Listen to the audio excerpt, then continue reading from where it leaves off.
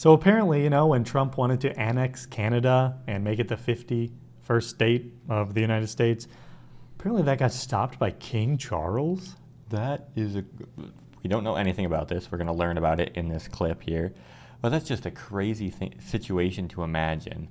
Good old Trump doing his old childlike behavior of, I want this, I want this, I want this. Greenland, Cuba, Canada. And then the adults have to come in and be like, okay, maybe don't do this. You know how Trump is kind of like, I can do whatever I want. I'm the king of the world. Apparently, I've heard like he has some weird thing where he specifically will listen to like the king of England for some reason.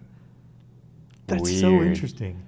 Weird, interesting. So let's check this out. Here we go. Threats to annex Canada may have stopped because of the president's deference to one man. A new book is offering insight into the role of King Charles. Who wrote the book? King Charles? I don't know. Julia Chapman on this for us. And Julia, the book derives the detail from an interview with the U.S. president.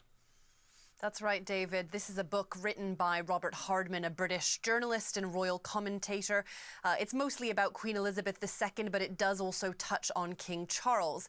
And he interviewed President Trump back in December, speaking about his relationship with the late Queen, with the current king. He says the US president asked him what he thought about his plans for Greenland. He said he disapproved, and he said, while we're at it, leave Canada alone as well, or you'll make the king very unhappy. Now, Hardman says the response that's interesting. So does Trump think of himself as a king, so he doesn't want to displease the other king? Yeah, or is it one of those where like he expected them to keep doing what he wants and somebody actually like very like hard stood up to him and then he's like, oh, what's going on here? Didn't work with his generals, apparently. Yeah. Trump. He got from President Trump was one of surprise that Canada still has a monarchy, suggesting it wasn't something he was aware of. He says President Trump... So the king was like, nah, dude, it's mine. Yeah, because it's part of the Commonwealth or whatever. He probably said it exactly like I said it too. He was like, nah, dude. Nah, dude. Dude. It's all about me. Dude. we had some comment recently where it was like, I liked what you guys were saying, and then you said dude, and that was it. Sorry, sorry, dude. Sorry, dude. Also lambasted Canada's leaders, political leaders, saying that they are terrible, and complained about where the US-Canada border had been drawn, saying it should have been some 50 miles further north, but he appeared to back away from any kind of threat. Does he want Toronto to be part of... Is it literally, did he look at a map and he's like, wait a minute, everything in Canada is close to the border. Hold on. I mean, that's 50 miles right there. Yeah. So he just wants to own like every major Canadian city. Because I bet you his excuse is like, it's close to the US so that it's super successful, not the fact that it's, a nicer place to live because of the weather and because of all the shipping lanes they can pass through. It's of course just because they get to be friends with the U.S. and the U.S. is the best country. I mean, only the best when it's Trump controlling it. True. What am I doing here? Where's that? Oh, yeah. 50. I mean, he's getting every single big city in Canada. The capital of Canada will now be Quebec City. Threat to take Canadian territory, saying that it wasn't something that he was going to achieve in the time he had left in office. Now, CBC News has reached out to the Prime Minister's office and the White House for comment. The king also set for a state visit to the United States, I believe later this month. Can you describe the relationship between the U.S. president and the royal family? We watched some of the King Charles visit here that's mentioning on the bottom, and he was throwing jokes, throwing shade at the U.S. So I mean, it seems like all these very big boys in the U.S. They feel so strong about everything, but then as soon as King Charles comes over, our camera memory card filled up. They come over. They respect King Charles. I don't know exactly where I ended off in that sentence. They think they're the top dog, and then the king's like, "What about me, dude?" Is he aura farming? Yeah. Oh. Whips out a 6, 7. Oh gosh. It's pretty cordial, fairly friendly. Donald Trump said in that interview with Robert Hardman, he thought that Queen Elizabeth liked him, their first meeting together lasting a lot longer than it was originally scheduled to. And certainly he has spoken at length about his I feel like respect. that's Trump's whole shtick, though, is he just wants important and powerful.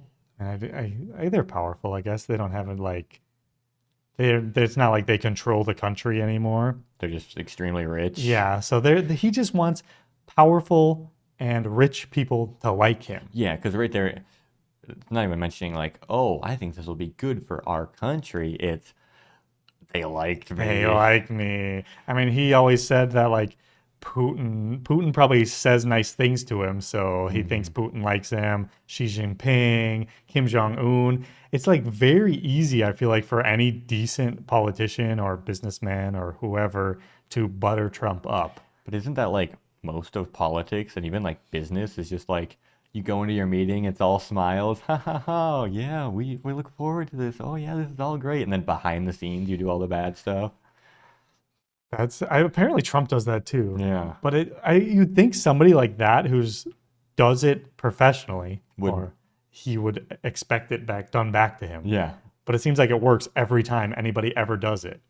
Admiration for the Wow, this royal was in family. Windsor. This We is went really there. the We UK did. extending its soft power, Coming soon. perhaps in some way, in order to improve the relationship between the two countries, which is really at a point of tension at the moment, particularly over the war in Iran. There's been a lot of very explicit criticism from Donald Trump towards British Prime Minister Keir Starmer, but it will be an awkward diplomatic tightrope that the king has to walk. He, of course, goes while this war is ongoing, if it is indeed still continuing at the end of April. But also, there have been a lot of awkwardness around the arrest of the king's brother, Andrew, in relation to the Jeffrey Epstein scandal. So a difficult time, perhaps. But of course, this is the UK government sending the king and queen to the United States, and that's What's more awkward, that his brother got arrested, but Trump didn't, and he's on the list even more? Yeah, I was literally thinking that same thing too. It's like, oh, he was actually held accountable, but a lot of the people in the U.S. for some reason weren't. None?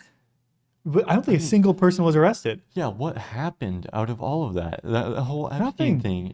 It's all this thing, and it's like, wow, look at this person's in it, this person's in it, this person's in it. There's only news about people being in it, not about the consequences of what happened. I mean, it's like the 2008. All those like business owners and bank owners, they crashed the entire economy. Nothing happened to them. They got money. There's no consequences in the United States for the rich. that this is something they're hoping can help improve the relationship at a moment of difficult diplomatic tension. Julia, thanks very much. You're welcome. All right, thank you, Julia. Thank you. Very interesting. I mean, if that's true and King Charles is the reason Trump backed off, any person that thinks Trump is some alpha male strongman is a fool. Yeah, because Trump can't even stand on his own points that he makes. He always backs off as much. If he gets a decent amount of resistance, he'll back off. It's crazy to me that people literally see this guy go on TV and cry about and whine like a little kid. And then they're like, that's my president. That's my tough guy. He's saying what's right. And he's just up there. There's not even a speech that he does where he doesn't complain. Yeah, it's literally, there's probably, probably a Trump thing where if he feels he has more power than the person, he will not respect anything they say. But if there's that little bit of like, oh, this person might have a little bit more than me, then it's like he can just suck up to them. And now, If you have less power than him, he expects you to be a yes man. yeah, That's pretty much what it is. Like his entire cabinet and almost his entire party is just people saying, yes, sir. Yes, sir. I mean, it literally seems like right now in Trump's administration that he just says things and they all say, yes, yes, yes, yes, sir. Yes, sir. I don't know if you've never noticed the news, but in the news, they'll be like, Trump just passed this beautiful new bill, the greatest thing ever done in the history of the United States. They like praise him before they even say what the news is. Yeah, the It's like a king. the Caroline Levitt stuff. You ever see her doing her press Yeah. things? It's like It's crazy. it's just he can do no wrong. If you're attacking him, you're an idiot. It's insane. But yeah, the United States and Canada, And King Charles. all in one.